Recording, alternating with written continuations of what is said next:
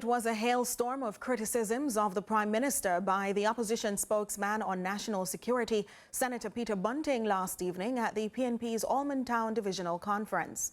Among the claims that critical bodies in the country's transparency framework have been under attack and promises concerning crime and the economy remain unkept. Opposition Senator and former National Security Minister Peter Bunting rebuked the government over its promise of 5% growth in the country's GDP over 4 years at a recent conference in Kingston, where he also endorsed retired policeman Steve McGregor as the standard-bearer for Central Kingston. However, he notes while the country couldn't achieve those goals, there was another development. Construction is down. Manufacturing is down. Tourism is down. In fact, more than half of Jamaicans now cannot afford a nutritious meal. In fact, the only thing that is buoyant in the economy now seems to be the amount of money flowing through Andrew Honey's 28 bank accounts. And added to that, the businessman says he's baffled by a section of the Integrity Commission report from which he cited aspects dealing with the Prime Minister's financial health. The IC report here speaks to 28 accounts between his personal accounts and associated companies. Over 2 to 3 years, nearly $500 million passed through these accounts.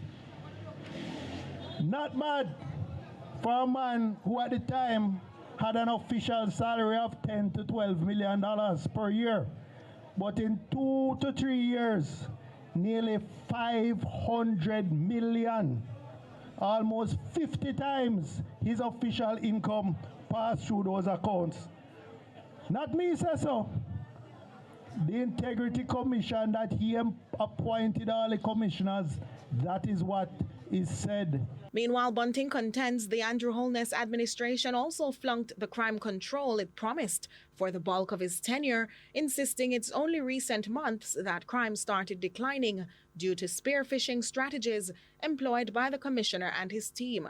He's adamant that prior to that, the government relied on states of emergency that yielded little positive results. However, he returned to his folder of concerns, this time highlighting the matter of the Integrity Commission, from where he notes several people have parted ways since the investigation of the Prime Minister, some after threats of being sued. He reminds that the same government is now seeking to amend aspects of the law, contending the leader cannot face the scrutiny. That report was referred to the Financial Investigation Division.